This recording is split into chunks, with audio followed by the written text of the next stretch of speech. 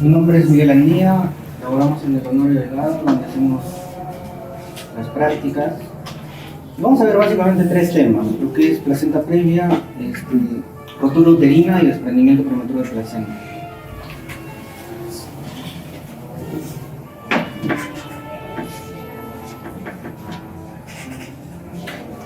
Estoy seguro que los que ya han pasado por hospitales han tenido la oportunidad de ver tal vez por ahí alguna paciente con placenta previa, ¿no? La definición de placenta previa, vamos a tener algunas diapositivas con varias con un poco de letra, pero vamos a ver que dentro de la patología obstétrica, la placenta previa sangrante puede ser una de las más catastróficas que podamos encontrar.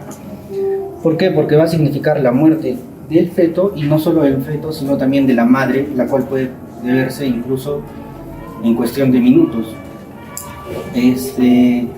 La placenta previa es básicamente la ubicación anómala de la placenta que va a obstruir el canal de parto, ¿no? Dice acá es una de las principales causas de hemorragia en el segundo y tercer trimestre, representando el 90%.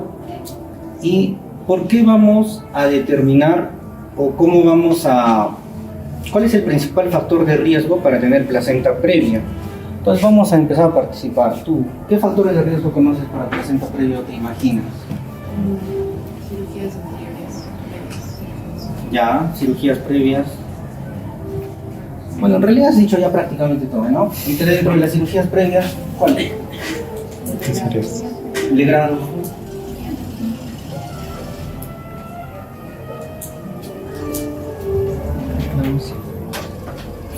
¿Nada? Cesáreas. Cesárea, ¿qué más? Preeclampsia. ¿Qué? Preeclampsia. Obviamente en la preeclampsia vamos a hacer una cesárea, ¿no? Todo lo que haya tenido un útero manipulado quirúrgicamente es el principal factor de riesgo para la placenta previa, ¿no? Sus compañeros han dicho cesáreas, legrados, pueden ser histeroscopías para hacer unos pólipos endometriales, puede ser miomectomías, entre otros. ¿Ya? ¿Y por qué? Porque vamos a ver que luego de que la placenta se ubica en las porciones uterinas, esta gráfica es importante, ¿ya?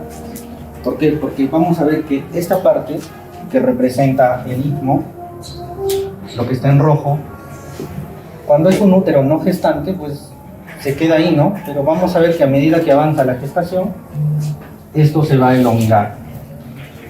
¿Cuál es la importancia de esta gráfica? Que ustedes ya lo van a ver un poco más detenidamente.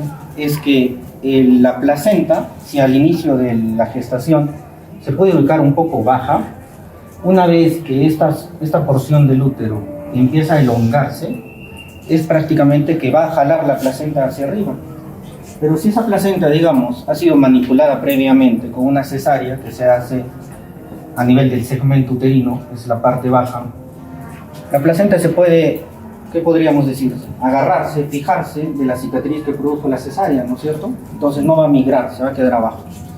Pacientes operadas de legrado, en el cual el útero ha sido manipulado, si ustedes se recuerdan, hay un adhesivo basal, ¿no es cierto? Con una membrana de Nittabuch. Si nosotros raspamos demasiado el interior del útero haciendo un legrado o una MEO, ¿qué va a pasar? Me voy a bajar la capa basal del adhesivo basal. Y eso va a hacer que en ese momento el trofoblasto, que después va a dar origen a la placenta, se quede adherida firmemente ahí y no migre hacia arriba. Factores de riesgo, acá lo tenemos, ¿no? Uno de los más importantes, o el más importante de todos, lo que ya habíamos dicho, cirugías previas. Dentro de ellos, las cesáreas. La etiología, si ustedes se acuerdan, ¿en cuánto tiempo o a cuántos días después de la fecundación se producía la implantación? 6 y medio. Vale, fuerte. 7 días, bueno, 6 días y medio, ¿no? Entre 6 y 7. Entonces, si hay un retardo de la implantación, ¿qué va a pasar? En vez de que se implante en el fondo, en la pared posterior, donde se debe implantar, ¿qué va a pasar? Va a bajar un poco más, ¿no? Y ahí se va a anidar y va a dar origen a la placenta. ¿Qué más? Fecundación tardía, hipermotilidad uterina, que los cilios van a hacer que el producto, el huevo fecundado, va a avanzar más rápido hacia la cavidad uterina, ¿no? variedades. Antes las variedades de placenta eran estas 4, ¿no? La placenta previa, centro total, la parcial, la marginal y la de inserción baja o lateral. Ahora las modalidades de placenta o la clasificación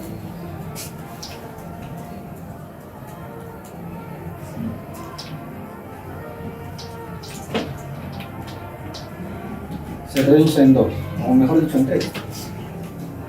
Una placenta normal, ¿cuál es la placenta normal? La que va a estar por encima de 2 centímetros del orificio cervical interno. Una placenta de inserción baja, la cual va a estar entre el orificio interno y los 2 centímetros de distancia. Y otra, la placenta previa. Acá involucramos las que antes eran la parcial y la centro total, ¿no es cierto? Obviamente, si encontramos estas placentas, ¿cómo es la vía de parto? Cesárea, ¿cierto?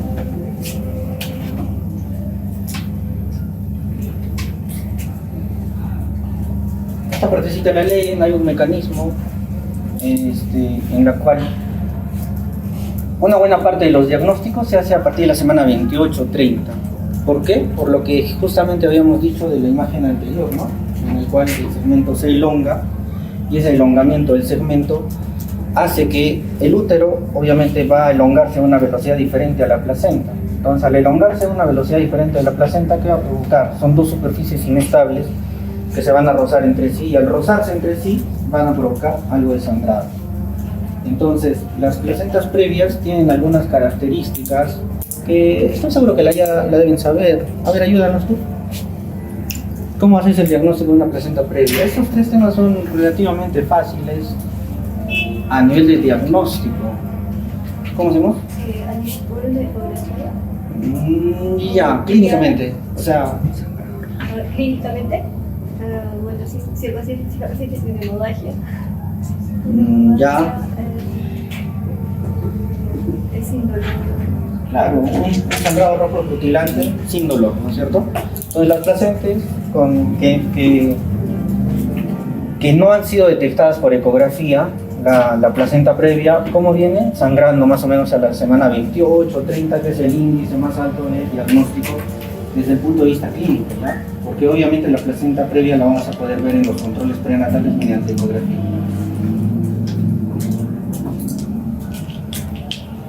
El síntoma principal obviamente es la hemorragia, y acá la principal, ¿no? Espontáneo, indoloro, intermitente y rojo rutilante. Bueno, el examen físico, un poco, eso lo leen. Vámonos al diagnóstico. Acá, ¿qué pasa si encontramos en el primer trimestre? O ya,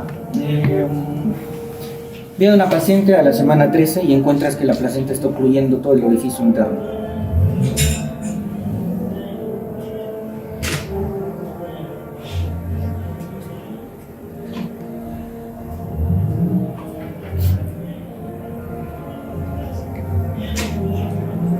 Fuerte, fuerte.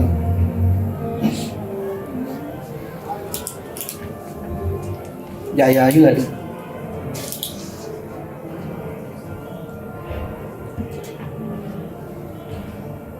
Nada, ya una opinión más de la que está ya. Te viene tu placenta a tu consultorio, 13 semanas, y la placenta está ocluyendo el orificio interno. ¿Algo que hacer? ¿Es placenta previa? ¿Qué? Sí, es bueno. No es placenta previa, es una placenta de inserción baja en ese momento. Placenta previa vamos a usar el término por encima de la semana 20. No puedes mandar una placenta previa de 15 semanas. Simplemente que la placenta está ocluyendo el orificio, pero ¿me alarmo? No me alarmo, porque yo sé que esa placenta va a migrar, con el tiempo va a migrar.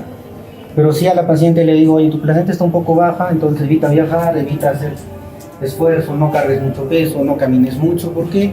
Porque está ocluyendo el cuello, ¿no? Pero le explico, esa placenta va a migrar.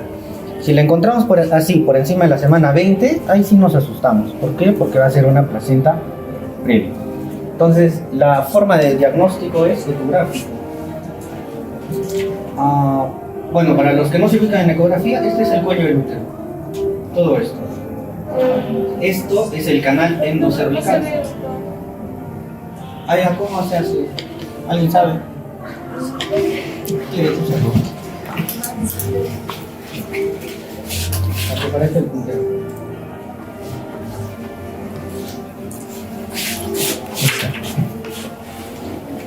Ahora sí, ¿no? Este es el cuello del útero. A la vista ecográfica, obviamente endovaginal. Todo esto es el cuello del útero y esto es el canal endocervical. O sea, esto es lo que se va a aperturar cuando ese bebito nazca meses después, ¿no? ¿Dónde veo la placenta? Este es el borde placentario. ¿Lo ves? Entonces, si es que tienes buenos ojos, vas a ver que es una consistencia distinta, es un poco más hiperecogénica. Estás señalando, ¿ya ves? El orificio interno, todos esos que... Este es el orificio cervical interno y yo voy a hacer una medición hasta el borde placentario. Si esto sobrepasa los 2 centímetros, es una placenta normal. Pero si está dentro de los 2 centímetros, es una placenta de infección baja. Ahorita, ¿me puedo dar cuenta cuántas semanas tiene? No me doy cuenta. Ya a la simple vista ecográfica. Pero suponiendo que tiene más de 20.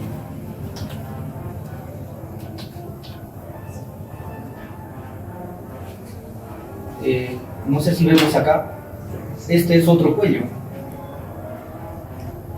A ver, si este es el cuello, tú la de moradito, ¿qué es esto? ¿Ah? La vejiga, ¿no es cierto? Entonces esto es placenta, esta es una placenta previa, que en la nomenclatura anterior era centro total, está obstruyendo totalmente el cuello. Y esto es lo que se conocía como placenta marginal. Vemos el orificio interno y justo el borde placentario apareciendo. Esto es líquido amniótico. Esto me parece que debe ser parte de la cabeza fetal, ¿no? Y el cuello. Diagnósticos diferenciales, los que vamos a ver ahora, ¿no? Desprendimiento de placenta y rotura uterina. Ahí está un cuadrito, eso lo repasan para su examen, porque van a ver las diferencias principales entre placenta previa, desprendimiento y rotura. Pero vámonos al manejo.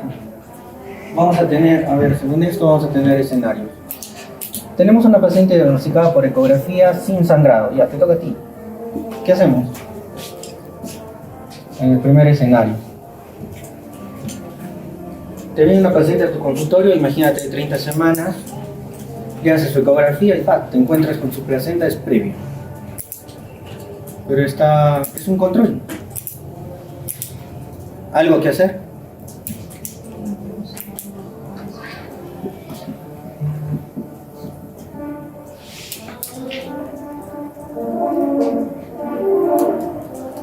Nada. No vamos a hacer nada. Esa placenta, esa paciente, simplemente hay que explicarle la gravedad del asunto, ¿no? Le decimos, tienes placenta previa, difícil ya que migre, podría ser si es un poco marginal, ¿no?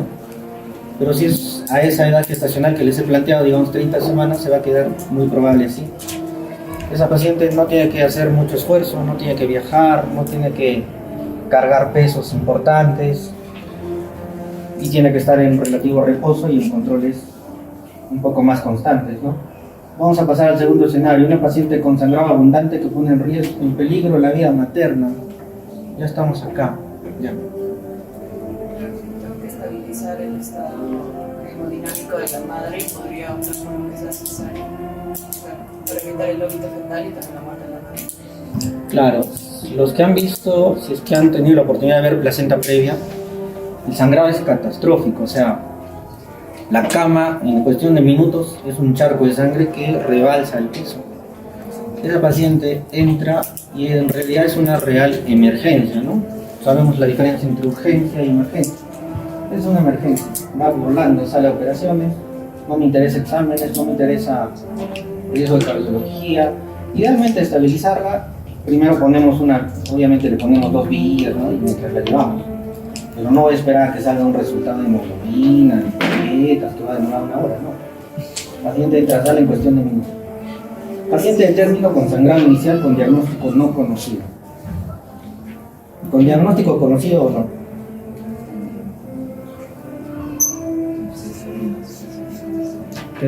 Me da a entender que el sangrado no es tanto, ¿no? Entonces, ¿qué hago? Sí me doy. Y es a término, ¿no? ¿Qué voy a esperar si es a término? Nada. lo saco. Pero si el sangrado no es tanto, me tomo un tiempito para estabilizar un poco mejor a esa paciente y entrar un poco mejor a sala de operación. Paciente pretérmino con sangrado inicial escaso, con diagnóstico no conocido.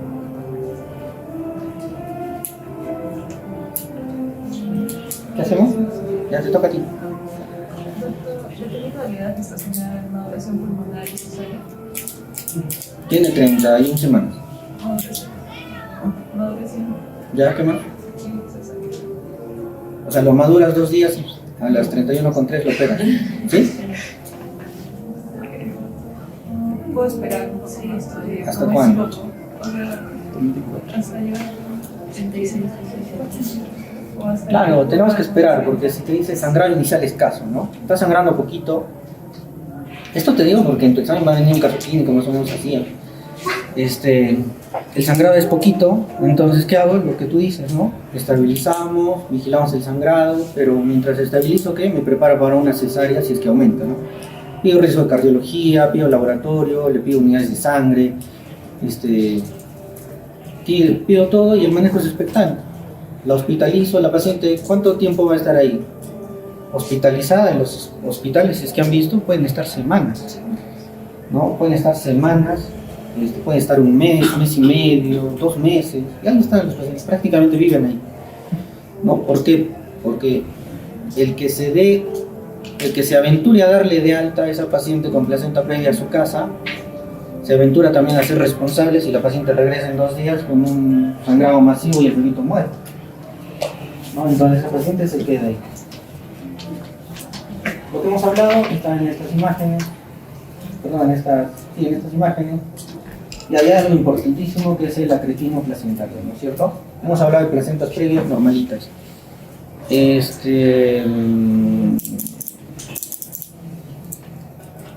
Ya. El acretismo placentario es un grado de infiltración, ¿no es cierto? Vamos a ver que el trofoblasto, y que va a dar lugar a la placenta, es un tejido muy infiltrante. Va a penetrar, va a intentar penetrar en las capas de la decidua, y si es que la decidua lo deja, puede llegar hasta pasarse del útero a más. ¿No? ¿Quién lo detiene? Esa membrana de Nitauch, que lo vieron en su primera fase, esa la detiene la invasión trofoblástica. Pero si esta ha estado alterada, no se ha formado bien, o por cirugías previas, miomectomías, cesáreas, va a dar una conformación inadecuada. ¿Qué va a pasar? Va a infiltrar y va a generar lo que se llama acretismo placentario. Ya yéndonos a la clínica, no me interesa solo que la placenta sea previa, sino me interesa dónde está ubicada. Porque es diferente una placenta previa posterior que una placenta previa anterior. Por ejemplo, ¿dónde se hace la cirugía de cesárea? Obviamente se hace un corte Fanny Steele acá en el suprapubis, pero al útero se le hace una incisión tipo Kerr, que es una transversal a nivel del segmento, por eso es segmentaria, ¿no? Entonces, si yo tengo la mala suerte que en el siguiente embarazo la placenta se ubica justo encima de la cicatriz, ¿qué tengo que ver? Signos de acretismo placentario. Entonces, ¿qué pasa si encuentro una paciente? Bueno, sabemos, ¿no? El acretismo puede empeorar y se va a llamar placenta íncreta y hipercreta si es que llega a sobrepasar la capa de músculo uterino. Entonces, ¿qué pasa si encuentro una paciente con acretismo placentario a la semana 32? ¿Quién es tu tigre? Te toca. Tu paciente no sangra y cesárea anterior hace 5 años, la mandas a hacer o le haces una ecografía y ves signos de acretismo placentario. Ves lagunas vasculares, ves hipervascularidad. 31 semanas. No tiene nada en esos momentos, es simplemente monitorear al paciente hasta llegar a término, y si es que se puede hacer una cesárea. O sea, la esperas al término, más o menos que supere las 37. Un 34 minutos. ¿Por qué? ¿Por qué no hasta las 37? Porque se va a complicación. términos, o sea, el acretismo va a seguir. Claro, pues, o sea, no puede, eso ya es otro panorama totalmente diferente a lo anterior, ¿no es cierto? Si yo dejo que esa paciente siga, ¿qué va a pasar? La placenta ya no va a ser acreta, va a ser increta o percreta cuando llegue al término, se infiltrando, sigue infiltrando. Entonces, no hay un protocolo que te diga, sabes que a esta paciente la operas en 2 semanas, en 1 semana. Eso se maneja de acuerdo al criterio médico o junta médica, porque hay casos medio raros, complicados, porque si yo saco uno de 31, lo condeno a incubadora, ¿no? Pero me estoy cuidando el lado materno porque no va a estar tan invadido, ¿no es cierto? Porque el problema del acretismo, ¿cómo resuelves un problema de un acretismo placentario que hace cesárea y el sangrado continúa? Histerectomía.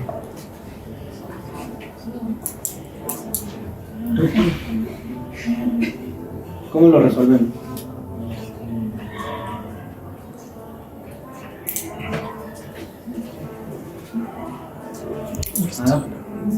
Histerectomía. Histerectomía, o sea, hay que sacar el útero, no hay otra, ¿no? Y en los hospitales van a haber pacientes de 22 años, 25 años, con acretismo. Pues tú te la juegas, ¿no? ¿Qué hago? ¿Espero o continúo? Incluso todas las pacientes que entran a cesárea con acretismo placentario entran con consentimiento informado de histerectomía, porque el riesgo es alto. Acá vemos lo normal, el acretismo, increta y percreta, ¿no es cierto? Lo mismo. El acretismo de lejos, ¿no? Obviamente representa el 80% de las patologías y el mayor porcentaje, porque no dejamos pues, que llegue a increta ni a percreta. Imagínate que te llega a percreta, te vas a volar vejiga, te vas a volar un montón de cosas. Ya, entonces, eso concerniente a placenta previa.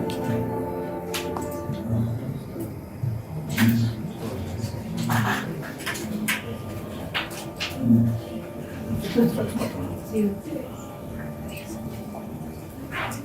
Ya, el DPP. Es bien difícil que cuando una placenta ya está formada se desprenda. O sea, al inicio puedes encontrar desprendimientos que son los hematomas retrocoriales. La placenta formada está pegada, está bien pegada. Difícil que se desprenda. Entonces, para que se desprenda una placenta, ¿qué tiene que pasar? Algo fuerte, ¿no es cierto? Entonces, la gran mayoría de pacientes que vas a ver con desprendimiento de placenta es porque viene por accidente de tránsito, porque se cayó, porque la golpearon, o si es que se produce por alguna enfermedad, vas a ver la preeclampsia. La preeclampsia, tú ves una placenta con preeclampsia severa y con un feto hemodinámicamente inestable, podrías pensar en desprendimiento, ¿no? Los desprendimientos, igualito, ¿no? Hay algo que cuando te venga en tu examen, así una palabra no te va a faltar para el diagnóstico de desprendimiento. Tú que estás ahí, ¿cuál puede ser? ¿Sabes? Así como placenta previa era sangrado, rojo rutilante e indoloro, desprendimiento. ¿Nada? Allá, para allá, mira que está ahí. Te toca.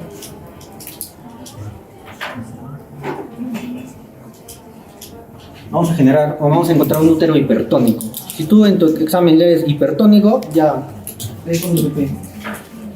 Ya es un sangrado que puede ser rojo, escaso, pero vamos a encontrar un útero hipertónico. Vamos a leer esto un poco más, etiología, como les digo, ¿no? Causas, preeclampsia y traumas maternos. Se cayó, qué sé yo.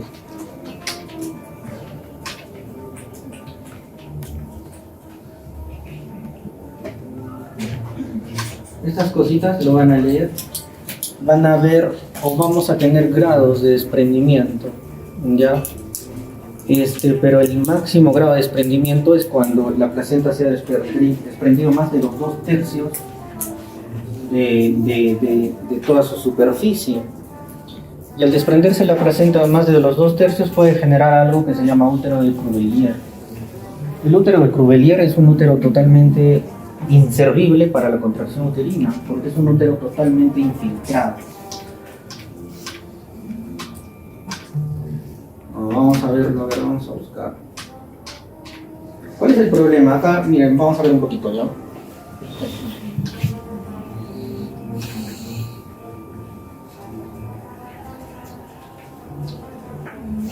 Ya vamos a ver un poco acá, ¿ya? Si te das cuenta, se forma un coágulo, ¿no? Un hematoma por el desprendimiento de la placenta. El problema es que estás formando un hematoma con un útero distendido. Estás formando un hematoma con un útero distendido. Ese hematoma, ¿qué va a pasar? Con el pasar del tiempo se va a infiltrar. Y una vez que se va a infiltrar, quiero buscar una imagen. Acá te habla un poco de la hipertonía, ¿ya? Por eso te lo resaltan incluso en letras mayúsculas.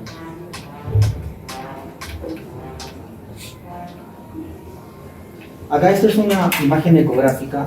Bueno, obviamente no están familiarizados con ecografía, pero toda esta parte, que ustedes ven, creo que no se nota, ¿no? Sí. Ya. Toda esta parte es un coágulo. Todo esto es un coágulo. Así se ve un coágulo de sangre. Toda esa parte es una imagen heterogénea con ecos mixtos en su interior. ¿Ya? Y voy a ver una imagen por acá. Lo podemos considerar un útero de Cuvier. ¿Ya? Si se dan cuenta, cuando los que han entrado a cesárea, el útero es rosadito, es bonito, ¿no? Tiene este color. Pero como se ha formado el hematoma retroplacentario, o sea, el coágulo, la zona de desprendimiento, ese hematoma se va infiltrando y va generando estas imágenes más moradas, ¿no? Y el útero de Cuvier es un útero que, bueno, en este esquema aparece un útero morado, ¿no? Entonces, si ustedes se dan cuenta, la principal, o cómo evitamos la hemorragia después de un parto cesárea. Ya, te toca, ya. ¿Qué mecanismo evita el sangrado después del parto y la cesárea?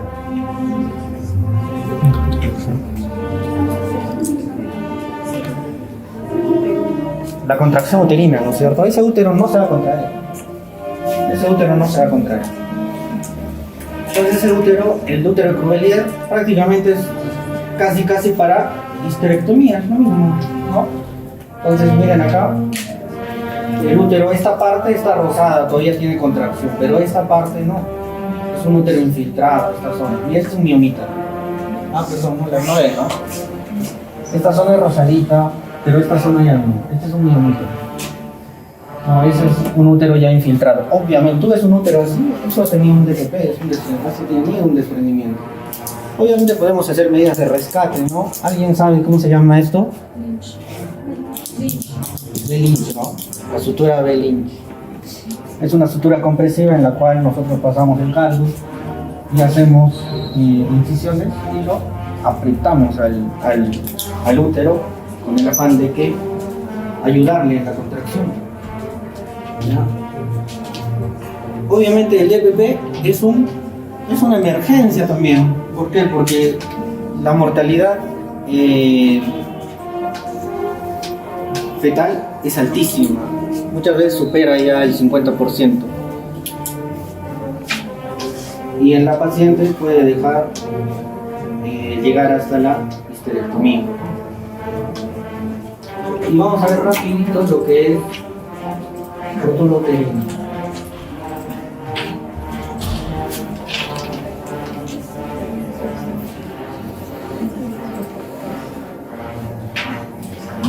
Vamos a ir al grano, ¿ya?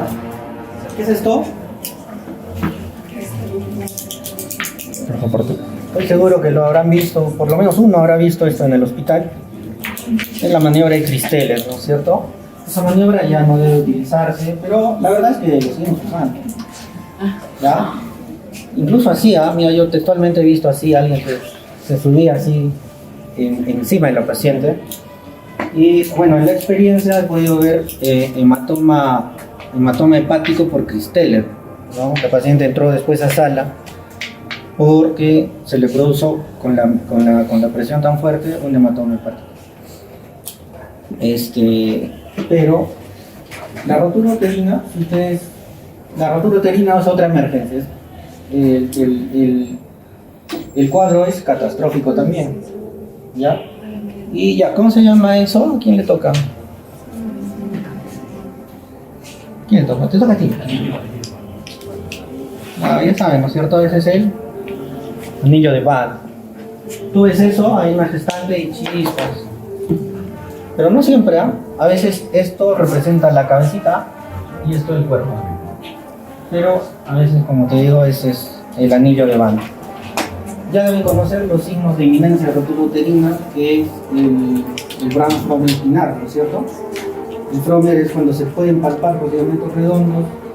El signo de Pinar es el sangrado, ese sangrado rojo escaso, que es por el edema del cuello. Y ese es el anillo de Van.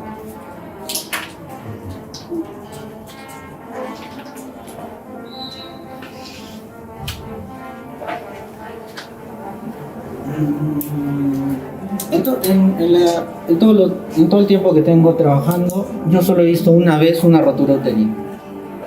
Solo he visto una vez, porque es un poco difícil que uno no se dé cuenta cuando está, ¿no es cierto?, frente a una paciente que se le puede romper el útero. ¿En quiénes vas a tener cuidado? En las cesáreas anteriores, obviamente. En las pacientes que el trabajo de parto está detenido, ¿qué vas a hacer? No vas a forzar el trabajo de parto. Si el trabajo de parto es un trabajo de parto obstruido, que ya la paciente con buenas contracciones y no avanza, y no tienes una causa aparente, tampoco vas a forzar. ¿No? La vez que yo vi la rotura uterina, era una paciente que el trabajo de parto estaba obstruido, más o menos en 6-7 centímetros, no avanzó por un periodo de unas 3-4 horas. Se le programó a sala y ya después que se le pone la anestesia, la paciente se echa y el abdomen desapareció. No había abdomen. Muy raro, ¿no? O sea, como de lo que estaba así, desapareció. Entonces, obviamente tú ves algo raro, entras rápido y solo salieron coágulos, y el bebito estaba acá arriba, ¿no? Salió vivo, felizmente, con un trabajo, ¿no? 2, 3, y era en una primeriza de tantos años. ¿Qué hay que hacer con una rotura uterina? Variable, depende de dónde se te rompa. Por lo general se rompe en el segmento. Si se rompe en el segmento, o los que han entrado a cesáreas, una hemorragia a nivel del segmento que coge los flancos, te va a infiltrar rápidamente los paramétrios. Si infiltra paramétrios, ya tienes casi media histerectomía ya hecha. Porque, o sea, eso es muy difícil solucionar una infiltración de ese tipo. Hay un cuadrito que les puse al inicio. Ese cuadrito lo van a leer porque de ahí vienen las principales características de lo que es rotura uterina, DVT y placenta previa. ¿Ya?